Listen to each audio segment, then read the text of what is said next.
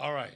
Ladies and gentlemen, boys and girls, moms and dads, all sizes, all ages, and even if you don't have any kids, glad you're with us here. Hey, by the way, welcome to the Hawaiian Music, our Music Hall, Hawaiian Financial Music Hall here on the grounds of iHeartRadio. First of all, I want to thank you so very much for being here. We are obviously live broadcast. We're also streaming our time together. But being here in the hall with you is a delight. Before we get started, a couple of things. First of all, my name's Rick. I'm with KHH Radio. Good to meet you. Thank you.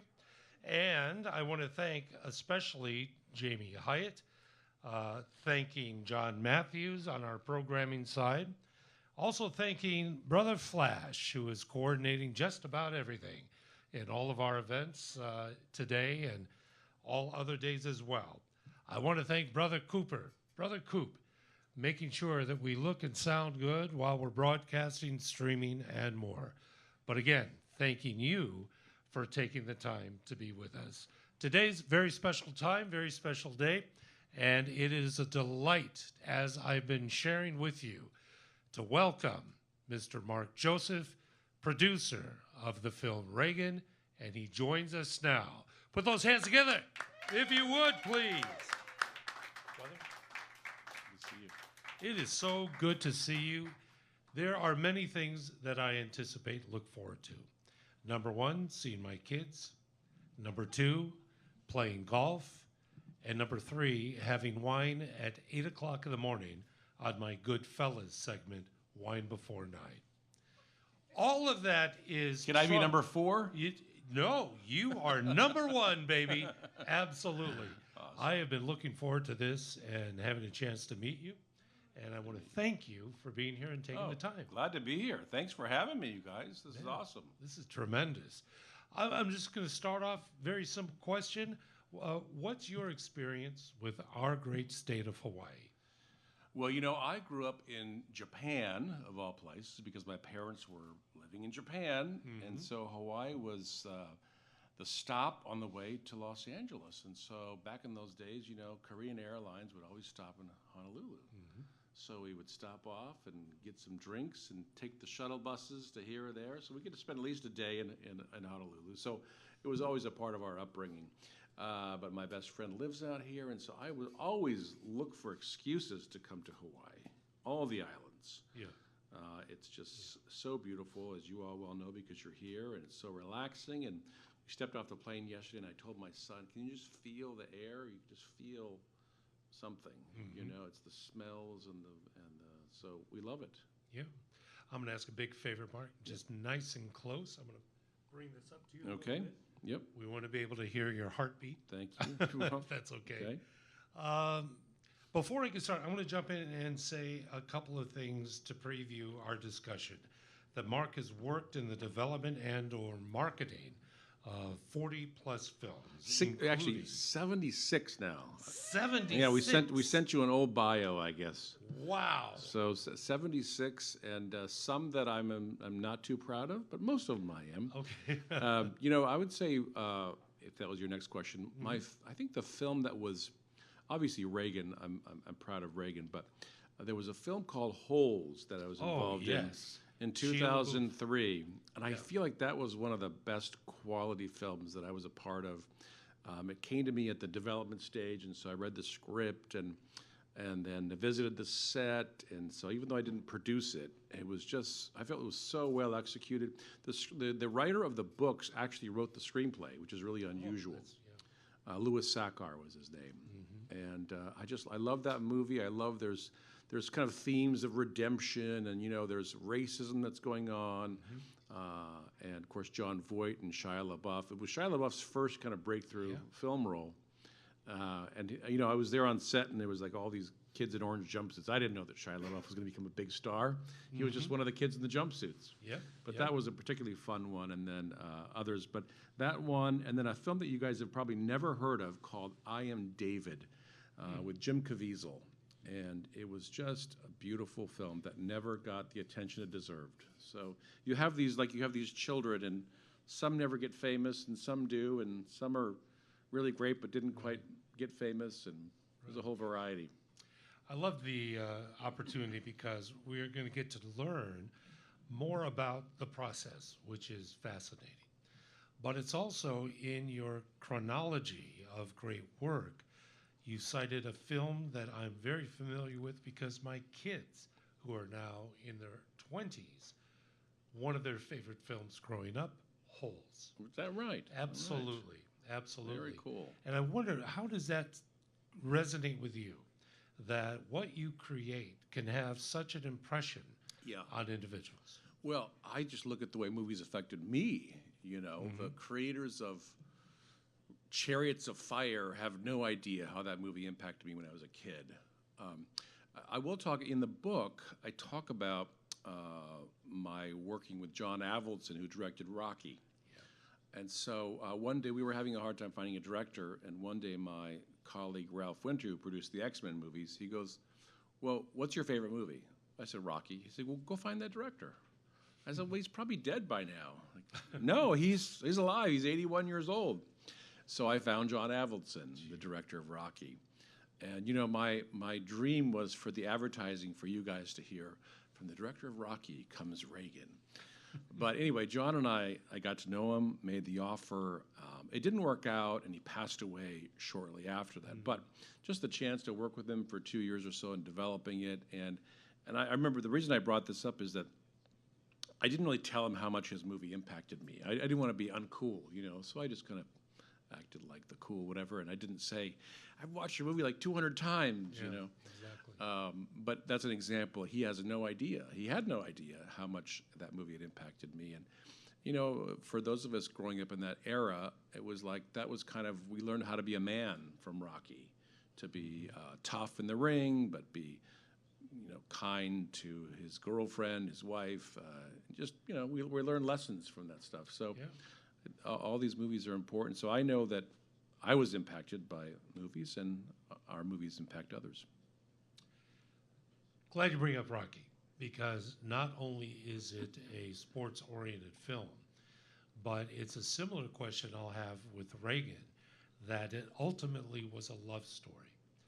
And it was a vehicle to tell that story and reveal about the character of Rocky above and beyond the fisticuffs that take place. Yeah. And that's what I love, is that there can be any type of overt attraction to a film. But when you get into some of the nuances and get to use that as a way to deliver different messaging, I love the creativity behind that. Well, I'm giving away all the stories in the book, so I hope you guys will still buy it anyway. But John Avildsen, one of the gifts he gave me for Reagan was, he said, "Mark, don't forget that Rocky is not about boxing. It just happens to be the guy's occupation.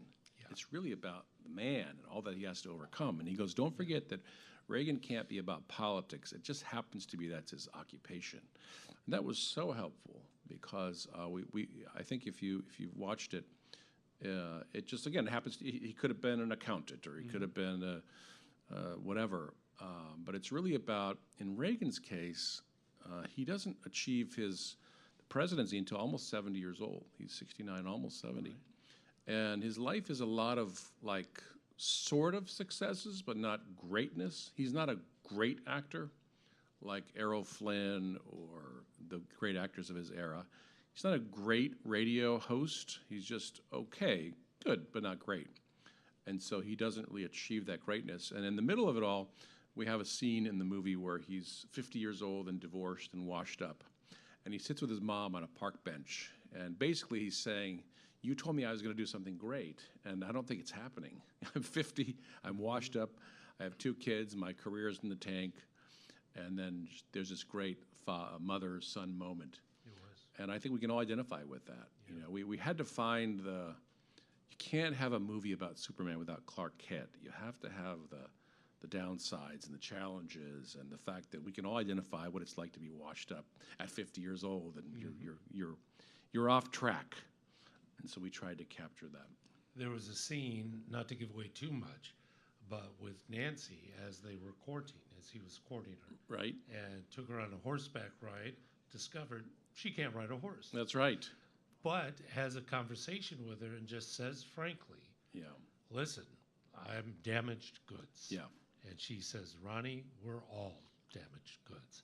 I thought that exchange really set the table for the incredible romance that existed between the two. Yeah, it's funny because we had some of the critics of the film called it hagiography and it's Mr. Perfect, and I'm like, I don't think you guys watched this movie because there are so many moments of his being down and out.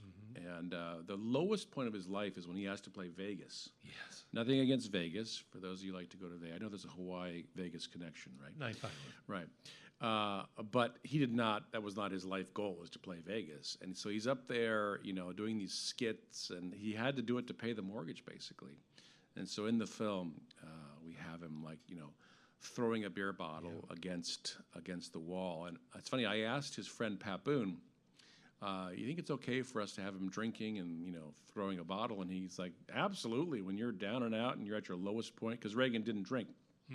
But yeah, so we had that moment that's probably his lowest when he's just doing these cornball skits, and he had to pay the rent. So those are the moments that give us the rest of us hope.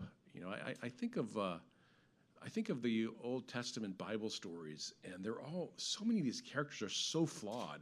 You know, the great heroes of the faith, and one's murdering somebody, and one's cheating with the neighbor's wife, and it's like, but I'm kind of glad that those stories are in there, because it gives the rest of us hope.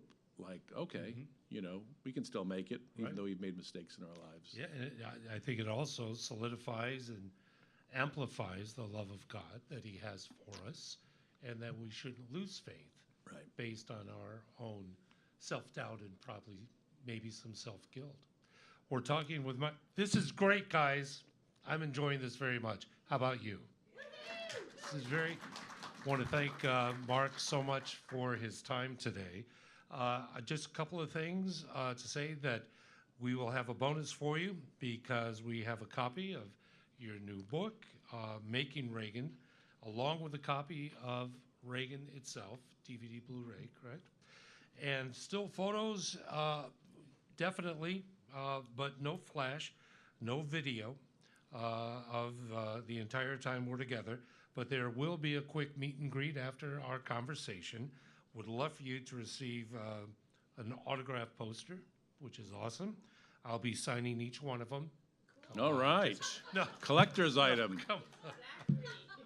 With both of our autograph signatures, that's the collector's item on eBay for, what do you think, 5 cents? I'm talking maybe a quarter if Quarter, they're together. okay. That's exactly it.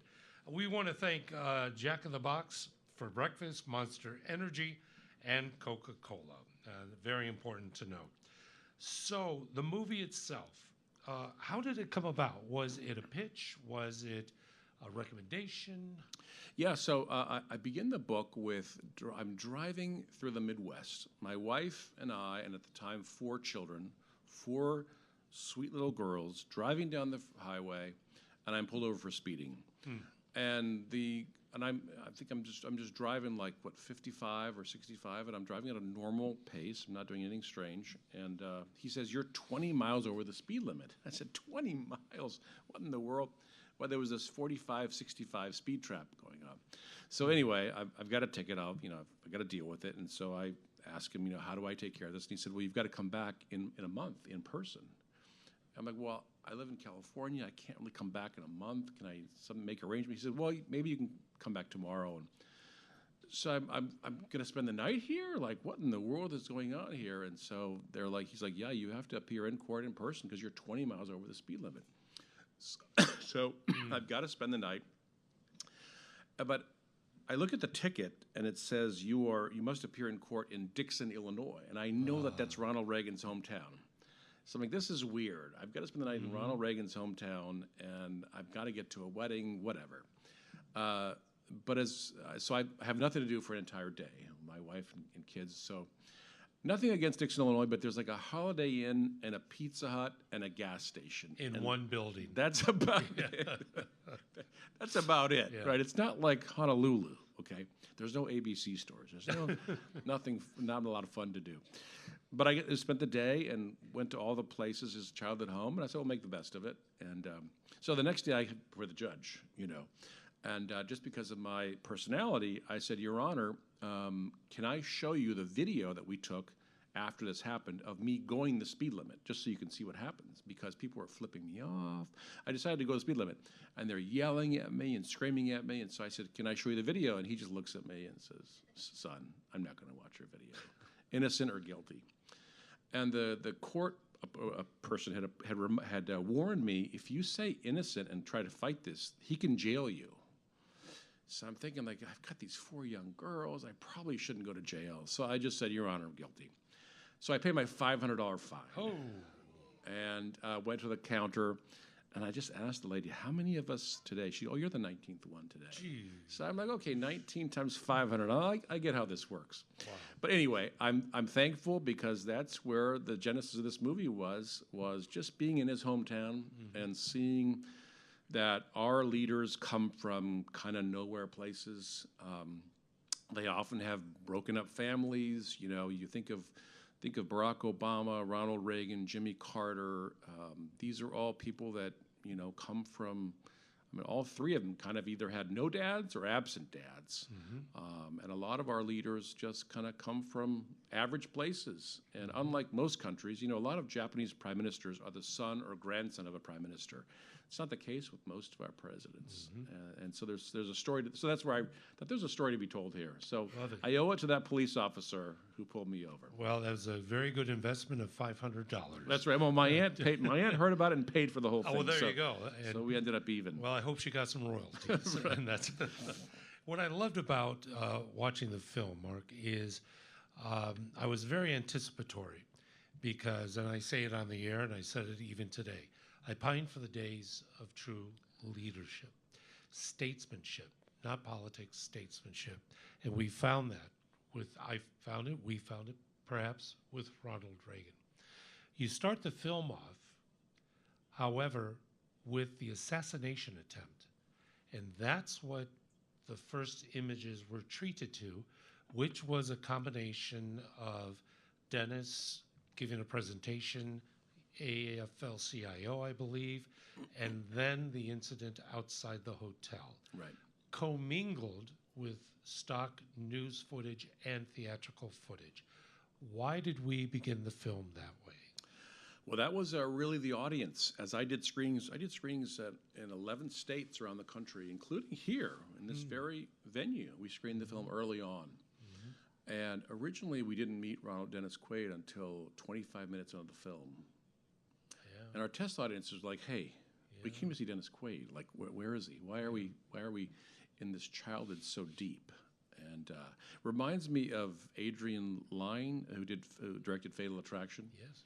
In the original version, the other woman took her own life. And the test audience is like, no, she needs to pay for what she did.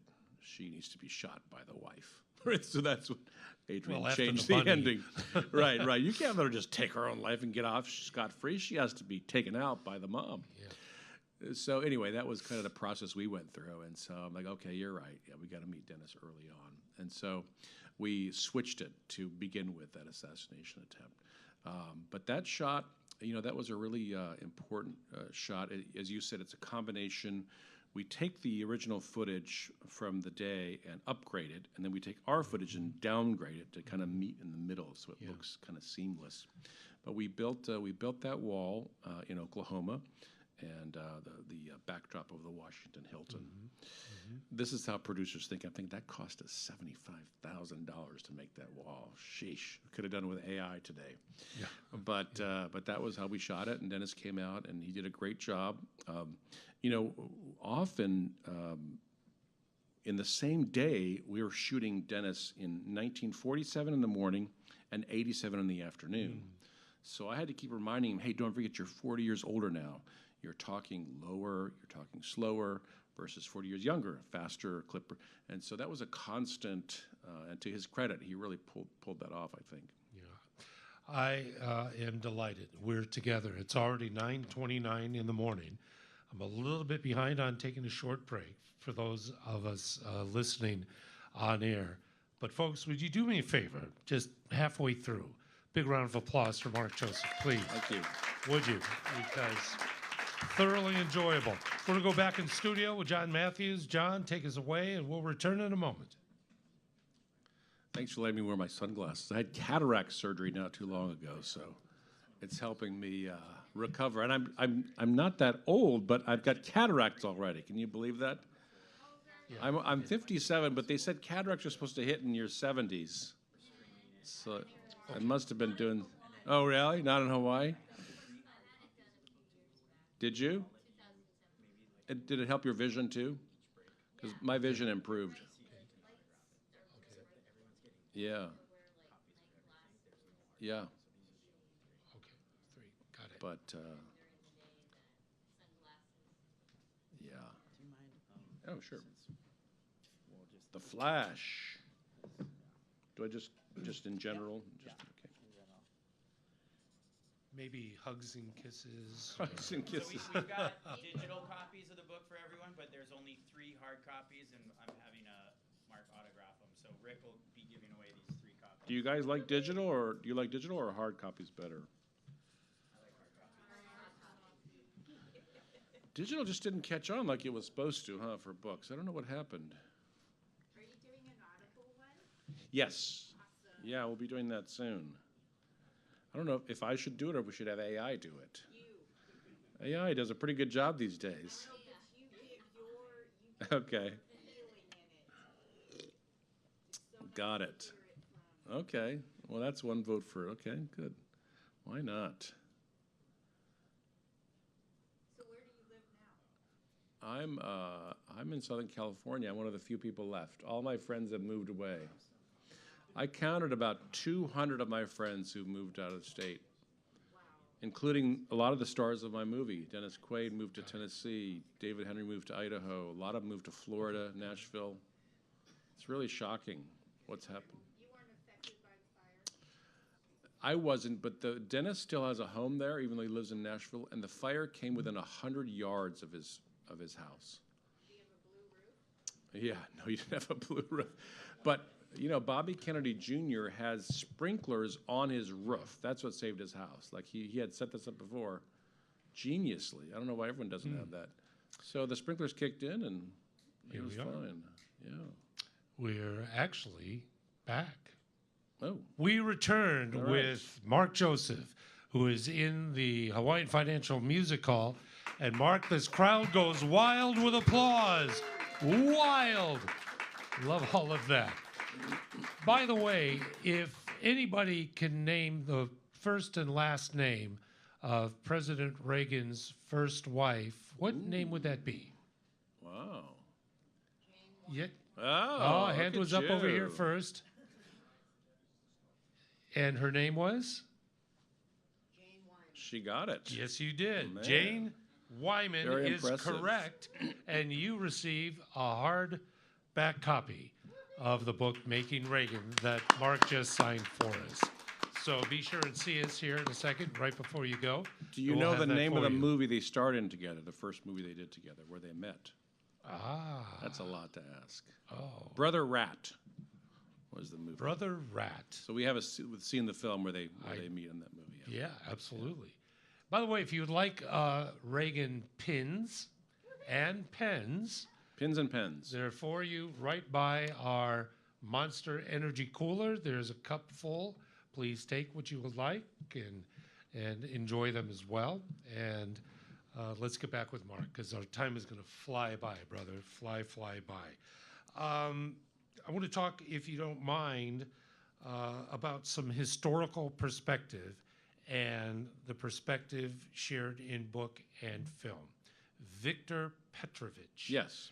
Could you share about him, the influence, and the reason of his Sure. perspective?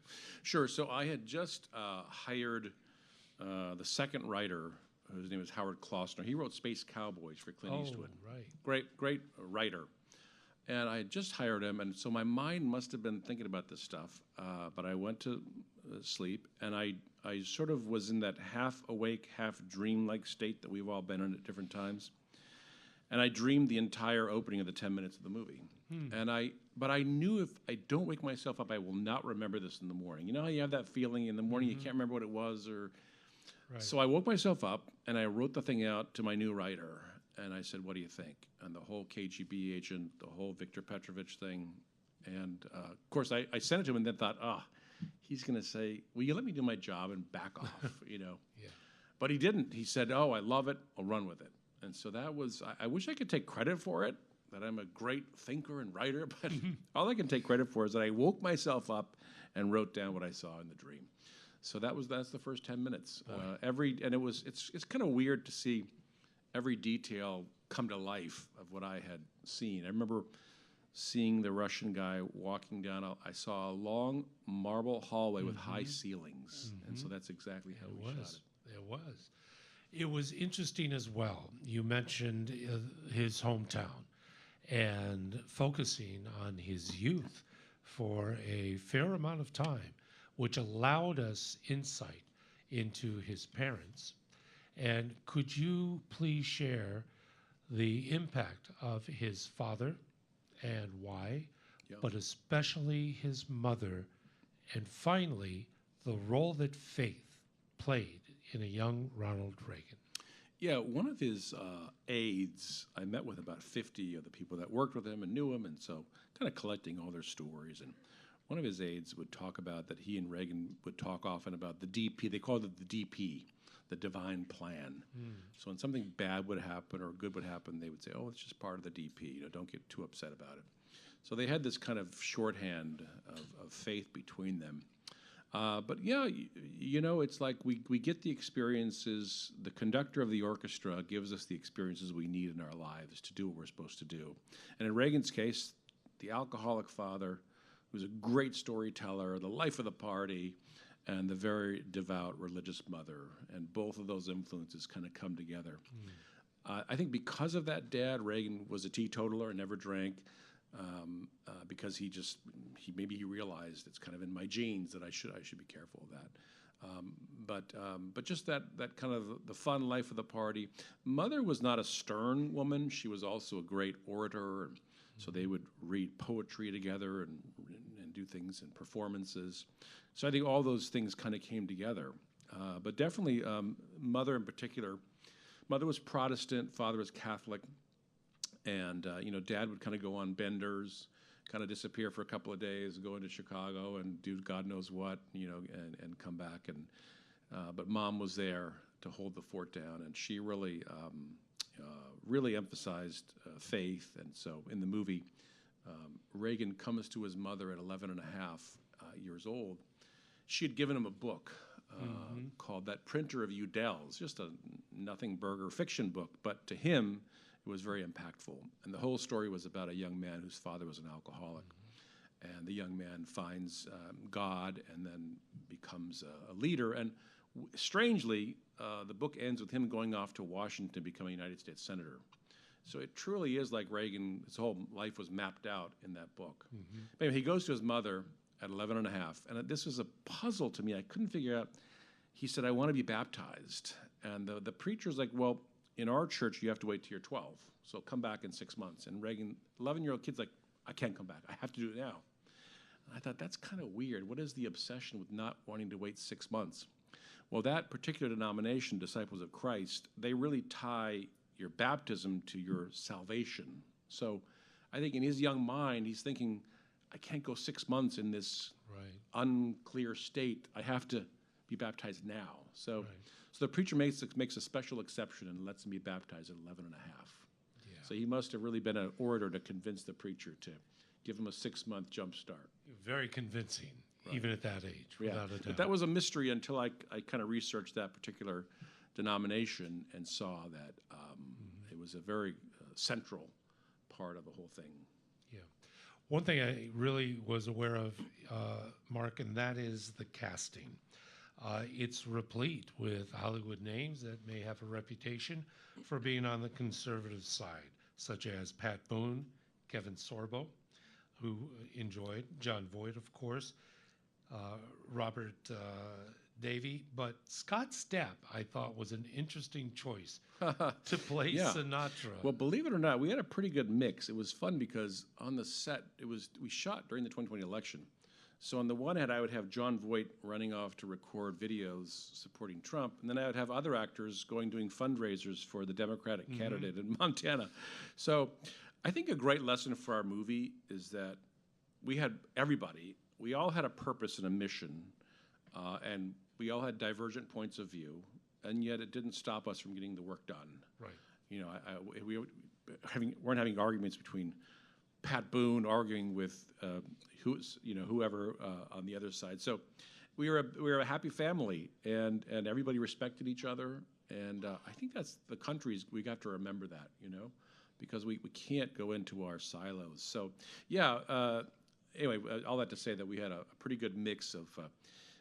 Of course, I never asked any of them their affiliations, but I can kind of generally tell. And some were campaigning for both sides. But anyway, Scott Stapp of Creed. So I had a grander vision for this movie with the musician friends of mine.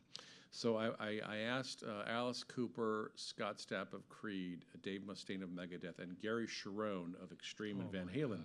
Yeah. My 4 buddies were going to play Soviet generals sitting at the table in the Kremlin. Alice would have had to tuck his hair and wear these cool Soviet hats. Well, he'd have a golf bag with him too. That's true. But anyway, Alice got COVID. Eddie Van Halen had just died, so Gary couldn't make it because of all that.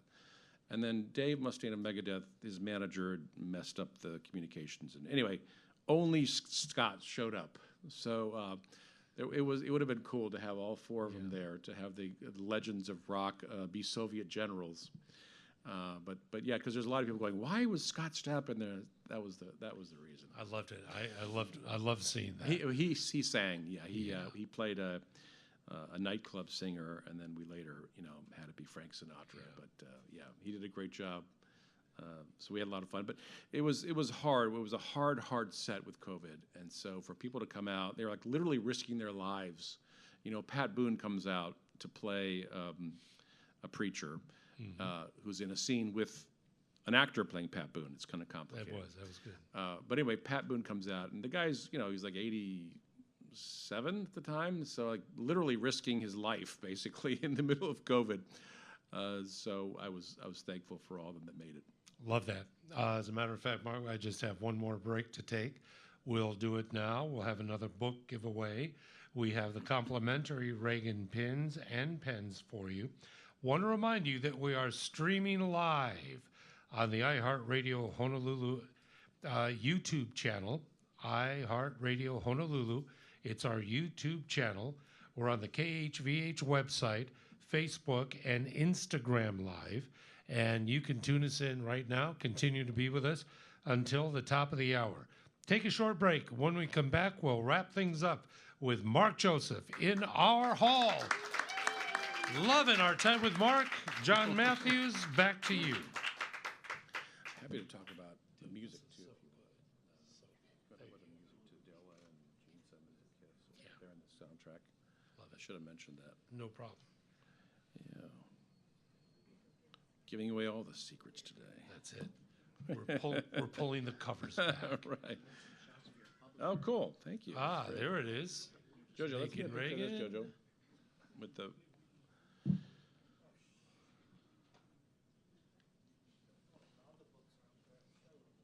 Yeah, it's a better shot. Actually, they're up for auction. We're going to start it off at $10. Looking for 10? Looking for 10? How old's your son? Jordan is going to be 10 in 1 week. Yeah. Nice. I remember the days. Yeah. Do you have kids? 2. How old? 2. Boy and girl, 21 and 24. Oh, nice. Yeah. Nice. And I have a couple 24-year-olds too. Born in 2000 or 2001? Actually, 2001 and 2003. Okay. Yeah. Yeah. Same era. That's it. How many years have you been here? I at the station? am on my way 31. 31 years at the 31 station? years, yeah. Oh, my goodness. Yeah. I started when I was 4. It's an incredible story of child 31 labor. years. So 1994? 94. Wow. Yeah. 1994. I've been in radio, I guess, collectively, nearly 50. So where were you before this? Before Hawaii, I was a cruise director on American Hawaii cruises.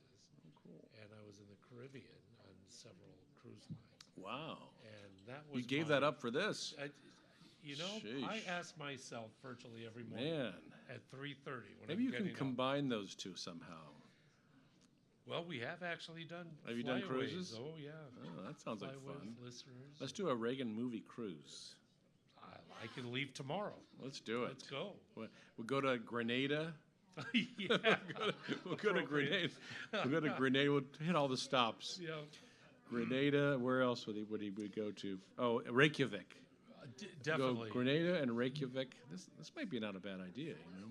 I'd love to when Dennis goes, yet. Yet. Yeah. That was perfect. That was perfect. We'll go to Grenada, Reykjavik, and Lebanon. Remember that when they bombed the barracks in Lebanon, and Reagan's like, "We're out. We're going home. I'm not going to lose one more boy over this That's crazy exactly stuff." it. He pulls all them back to the ships and he hightails and gets it out of there. Oh, man. Ladies and gentlemen, once again, we're back with Mark Joseph here in the hall as we continue on this Aloha Wednesday morning. Before we jump back into perhaps film, etc., let's talk music for a few moments.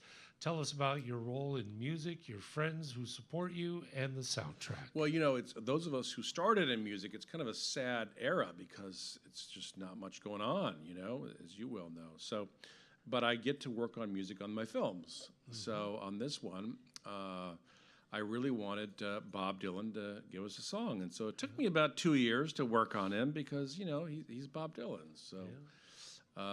But eventually got some scenes over to him, and he was going to do an original song. But then he thought, let's do a song from the classic Americana. And so we came up with 2 ideas. One was Boots and Saddles, and the other was Don't Fence Me In. Don't Fence Me In. So we ended up doing Don't Fence Me In, an old Big Crosby song, and Bob delivered it, mastered. It's a brand new recording. How often does that happen in life? Amazing. So I was so happy about that. And then the other kind of interesting thing was Gene Simmons of Kiss gave me a song. I was hoping for we're doing a collection of songs inspired by the film that comes out next month.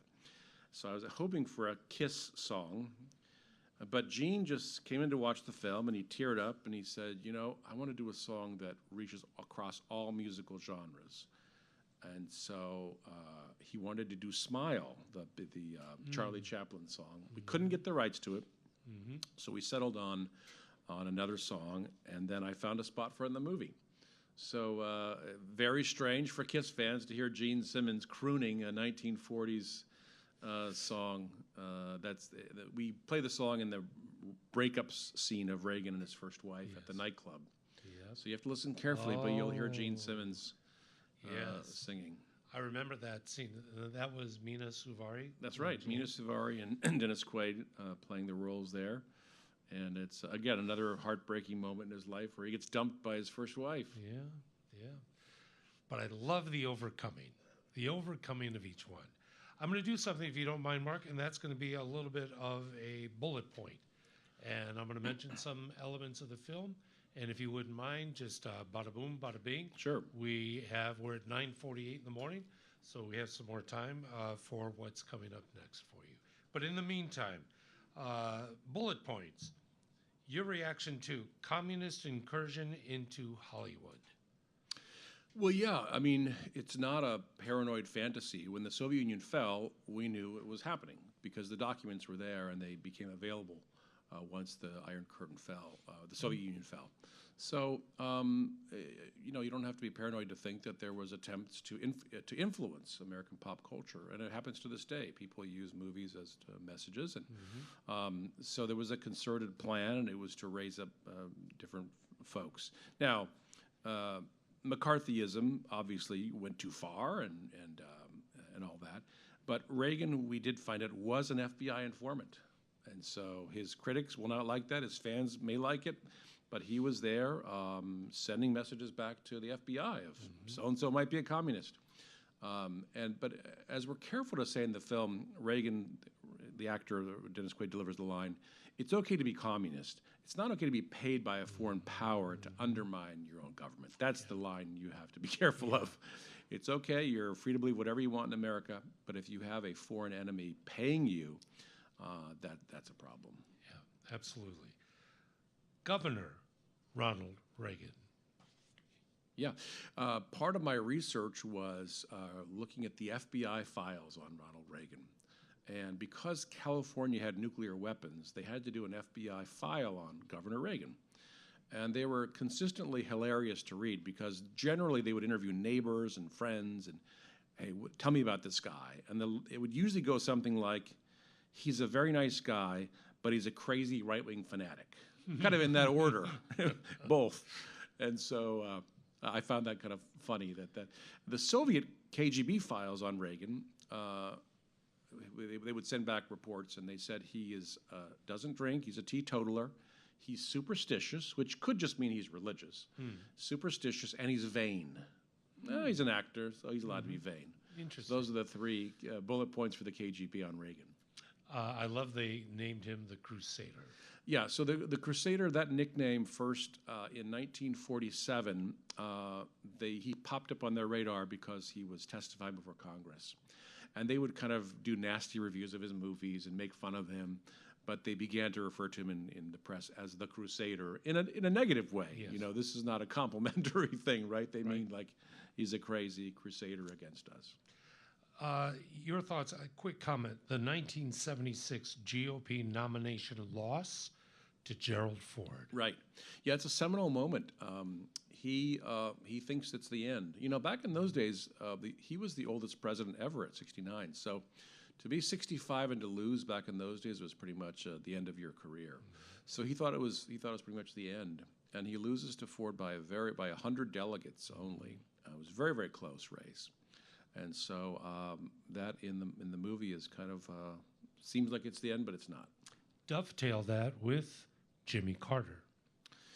Well, Jimmy Carter, as you know, was president for 4 years, and he and Reagan had a very famous debate, one debate, and that's where he pulled out that line, "There you go again." And really what Reagan had to do in that debate was assure the voters that he wasn't a crazy warmonger. And so, he was very assuring, he was reassuring, he was very calm. He talked about the danger of nuclear weapons. And so I think he just had to get through that to assure people that he wasn't going to blow up the world. And he probably pulled that off and won by a number of points. But they were tied up until that debate. So I'm going to ask this as a bullet point, but maybe some expansion. It was his 1980 victory. Could you describe, either through the movie content or your own perspective, America before Ronald Reagan and America after? Yeah, I think we had lost our confidence in ourselves. There were people saying that the presidency was too big for one person, for instance. Serious people were saying that. Maybe we should have 2 or 3 presidents to kind of divide up the duties. And so between Jimmy Carter, Gerald Ford, and Richard Nixon, and Lyndon Johnson, we basically kind of had 4 somewhat failed presidencies in a row. Remember, we were reeling from the assassination of John F. Kennedy, the president that we, Americans loved. So you kind of have 4 failed presidencies. And I'm sorry if you're a fan of any one of those 4. But basically, we were like, can we even keep this going? Do we need to fundamentally restructure our country? Is the presidency too big for one person? And so I think he came in and reassured us at that point. Whatever you think about his politics, which you can agree or disagree, as a man, as a person, he reassured us that, no, we're going to be okay. We can do this. And in fact, one of the interesting things in my research was Walter Mondale, who ran against Reagan in '84, he later said directly to a person that I got the story from, if I hadn't been running against Reagan, I might have voted for him. I probably would have voted for him, he said. I mean, that's just mind exploding. Like, could you imagine, Trump saying, I might have voted for Kamala, or vice versa. But that's the kind of unifying. So he won 59 to 41. He won 49 states and lost 1. And his aides said, we can win Minnesota. And he said, let's give the guy his home state. And so they didn't put the money into Minnesota, and so he won by 3,000 votes. Or Mondale could have said, I should never have gotten in that tank. Yeah, in the movie you see it, but the moment that Reagan cracks that joke in '84 about youth and inexperience, the look on Mondale's face, and he later said, "I knew I lost in that moment." Yeah. And so. And you juxtapose that with the actual image. We did. We Mondale. put Mondale's face on our actor. Yeah. And it's a great look. It's the oh crap! I just lost the election to this guy. I just have one more because I want to spend a few minutes for you to share about what's coming ahead, but talk about seminal moments. Mr. Gorbachev, tear down this wall. Yeah, the State Department did not want him to say that line. That's just was not. Schultz was like. George Schultz, yeah. And I spent time with George before he passed away. We had a couple of meetings, did phone things. And he did not want that line. That's not the kind of things you say. And so some of the stuff that Trump does is similarly offensive to the State Department crowd. No, right. No. But they did not want him saying. They did not want him saying it's an evil empire. They did not want him saying tear down this wall. It's too provocative, for diplomats. But Reagan was intent on saying it, and the speechwriters really wanted him to say it. So they actually snuck him the speech and circumvented the normal process of vetting, gave it to him directly. And then once Schultz finds out he's going to do it, he comes in and begs him, please, sir, please don't do this. And Reagan says, nope, I'm going to say it. And he did it. And he did. By the way, we're streaming live on the iHeartRadio Honolulu YouTube channel. We're on KHVH website, Facebook, and Instagram Live with a final ask for Mark regarding Reagan. The Last Ride. Whew. That was an emotional time. Yeah, I met with the Secret Service agent, John Barletta, and got the story from John before he passed away. Had Dennis met John as well. He didn't quite make it to our movie. He died of cancer pretty suddenly, pancreatic cancer, I think. Anyway, this is a movie, not a documentary, so it's slightly embellished, but the timeline has changed a little bit. But basically, the agent comes to Reagan and he says, Mr. President, he goes to Nancy, first of all, and says, he just cannot ride. This is too dangerous. Horses are really smart, and they know when the rider doesn't know what he's doing, and the horse knows now that he's not with it, and he's going to throw him. And he says, please tell him to can't ride anymore. And she's like, I can't do it. I can't do it. You tell him. So they go back and forth, and finally he goes, and he doesn't quite know how to say it. So he just kind of beats around the bush, and Mr. President, I just don't think we're not having that much fun anymore. And Reagan realizes what he's really trying to say. In real life, they never wrote again. But for our purposes, we have Reagan say, one last ride. One last ride. So that ride happened the day before, not the day after. That's the only difference. The thing is, Mark, I'm going to say this, is that it evoked remarkable emotion. And the credit roll of the actual footage of President Reagan and the ceremonial goodbyes, but it was Nancy saying goodbye to him. Yeah, and the footage. In the footage. Yeah. I do want to spend, we have just a few minutes remaining. I'd love to spend some time, share with us what's coming up, what may be next for you. Sure. And what's on the horizon, Mark. Well, I love these kind of stories. I think we have so many interesting stories to tell that I don't see told very often about people that have graced our lives in America. And when I say hero, I don't mean that they're perfect people or, as I said earlier about the people in the Bible, these are all very human people who have huge faults. But we need to tell these stories. We need to tell our kids these stories, and we have to keep them going. The good, the bad, everything. And we've been blessed with so many interesting and great people in America, and so I want to keep that tradition. I love biopics. I love to hear and learn from the people that went before us.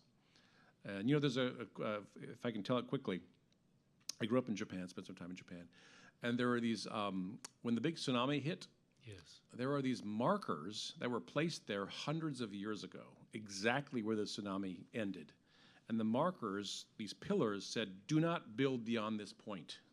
Like, they told them in 1864, whatever it was, do not build beyond this point.